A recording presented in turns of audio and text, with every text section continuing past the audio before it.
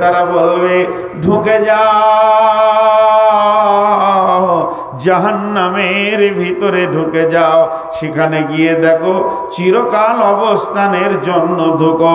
কত নিকৃষ্ট অহংকারীদের জন্য আল্লাহ জায়গাটা বানিয়েছে, তাকাব্বুর রিয়া কারণেওয়ালাদের জন্য, যারা আল্লাহর দ্বীনের কথা শুনেও দ্বীন মানবে না, তাদের জন্য বানানো হয়েছে।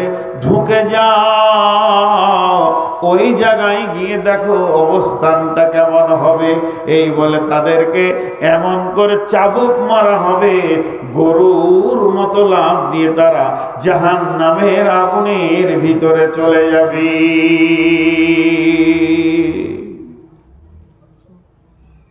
জি,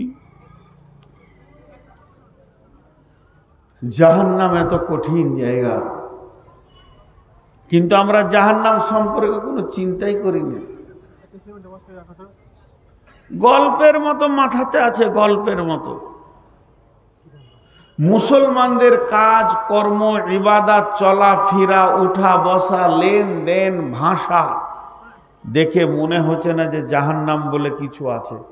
জাহান্নামের খবর তো মুসলিম ছাড়া অন্য জাতির কাছে নেই।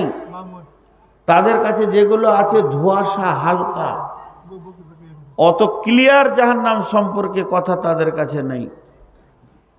আল্লাহর নবী বলছেন জাহান্নামকে প্রথম 1000 বছর জ্বালিয়ে আগুনের রং হলো লাল, দ্বিতীয় 1000 বছর জ্বালালো আগুনের রং হলো সাদা, তৃতীয় 1000 বছর যখন জ্বালালো আগুনের রং হয়ে গেল কালো। এত কালো পৃথিবীর কোনো কালোর সঙ্গে মিলবে না।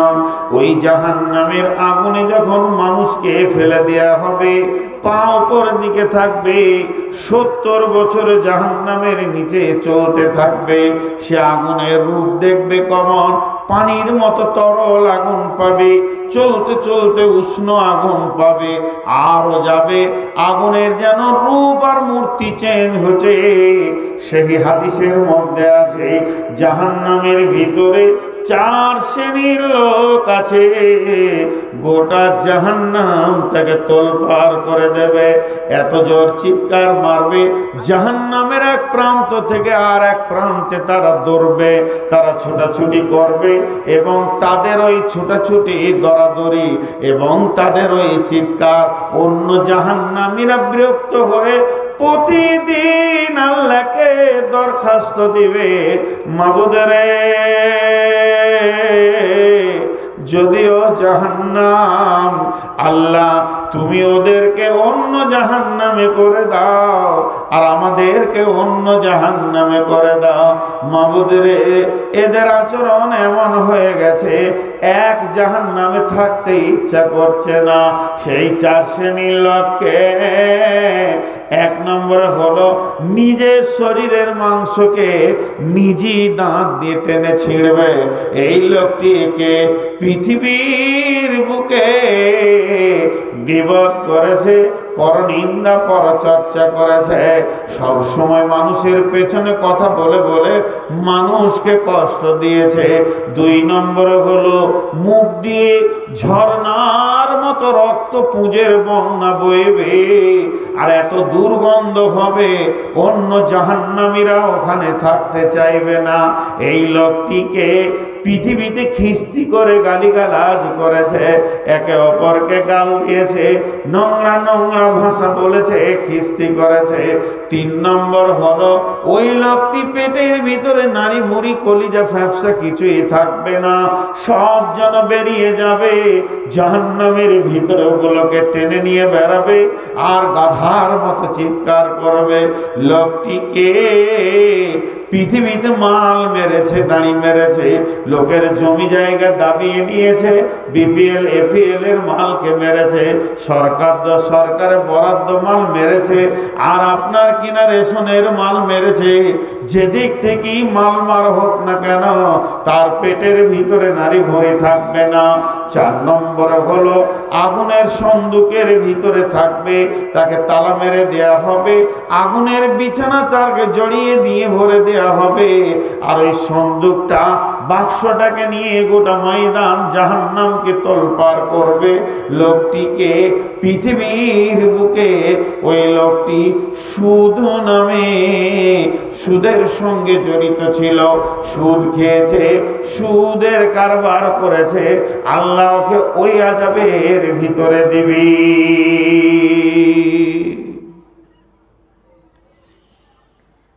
জাহান্নাম বড় কঠিন জায়গা, প্রতিবার বলছি এটা আমি। আল্লাহ আমাদের সকলকে জাহান্নাম থেকে মুক্তি দান করুন, আমিনও বলছি। দোয়া দিলাম, দোয়া। আপনারা জাহান্নামে যত ভয় করছেন তার থেকে আমি বেশি করছি, আপনাদের থেকে বেশি জাহান্নাম আমার হবে। যত বলেছি তত করেছি কিনা। তাহলে আমাদের শ্রোতা, বক্তা, কমিটি সকলকে জাহান্নাম থেকে মুক্তি দান করুন। এর নাম জাহান্নাম। জাহান্নামে নির্দয় ফেরেশতা আছে যারা কিছু বুঝে না আল্লাহর হুকুম ছাড়া, যাদের আর্তনাদ শোনার মতো কোনো ক্যাপাসিটিই নেই। জাহান্নামের কথা আর কি বলবো ভাইয়া। জাহান্নামের ভিতরে বিভিন্ন রকম অবস্থা আছে। জুব্বুল হুজ একটা জাহান্নামের নাম, আপনারা শুনে খুশি হয়ে যাবেন, ওখানে আলিমরা থাকবে। কিন্তু এটা দেখে আবার আপনি খুশি হয়ে যান না, আলিমরা অতি সত্তর জান্নাতে যাবে। একটা আলিম যত ছেলেকে পড়ায়, ও একবার বিসমিল্লাহ বলবে তো নেকি পাবে। ভাইরা আমার, জাহান্নামের অনেক কথা হলো, কিন্তু আল্লাহ ওই জাহান্নাম থেকে মানুষকে বের করে জান্নাতে দেবেন। আল্লাহ মেহেরবান, আল্লাহ মেহেরবান। কিয়ামতের মাঠেও আল্লাহ মাফ করবেন। একটা কথা আমি আমার ব্রেন থেকে বলছি, আলেম ওলামা বসে আছে, এটা আমার আইডিয়া মাত্র। কালকে জিজ্ঞেস করবেন না যে হাদিসের নাম্বার কত, হাদিস লই, কোনো হাদিসে নেই, কোনো তফসিরে নেই, বুখারী মুসলিম কিছুই লই। যে কটা দিন পৃথিবীতে বেঁচে থেকেছি, দু একটা হাদিসের কিতাব যদি হাতে ধরেছি, দু চারটা বায়ান যদি শুনেছি, কোরআনটা ধরে যদি 2 লাইন পড়েছি, যেটুকু জ্ঞান আমার হয়েছে সেই জ্ঞান থেকে 2 মিনিট একটা কথা বলছি। কিয়ামতের মাঠে আদালত 2টা হবে। কিয়ামতের মাঠে বিচারের আদালত 2টা হবে। একটা হচ্ছে হুকুকুল্লাহ, একটা হুকুকুল ইবাদ। হুকুকুল্লাহ, হুকুকুল ইবাদ, এটা আল্লাহর হক, একটা বান্দার হক। আল্লাহর হক যেটা হবে সেটা বান্দার সাথে কোনো সাথ নাই। তুমি নামাজ পড়েছো কিনা, রোজা রেখেছো কিনা বলো, আল্লাহ হিসাব নেবেন। তো আমার আইডিয়া এই হুকুকুল্লাহতে 100তে 98 জন লোক জান্নাত চলে যাবে। আল্লাহ এত বড় মেহেরবান, সেদিনও মাফ করবেন। কিন্তু হুকুকুল ইবাদ যেটা হবে, 100তে 99 জন জাহান্নাম চলে যাবে। মানুষকে সেদিন মাফ করবে না। যদি পৃথিবীতে বেঁচে থাকাকালীন কাউকে অপমান করেছি, কারো গালে থাপ্পড় মেরেছি, কাউকে ধমকিয়েছি, কারো কলার ধরেছি, কারো 1 টাকা মেরে দিয়েছি, এই মওতের আগে তার কাছে মাপ চেয়ে নেন। তাছাড়া কিয়ামতের মাঠে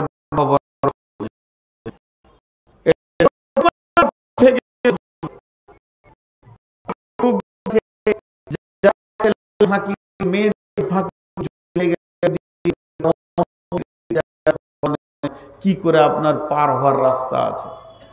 যে হুকুকুল ইবাদে মানুষ আটকে যাবে, প্রচুর আটকাবে। হুকুকুল্লাহ কেমন, আল্লাহ অনেককে মাফ করবেন।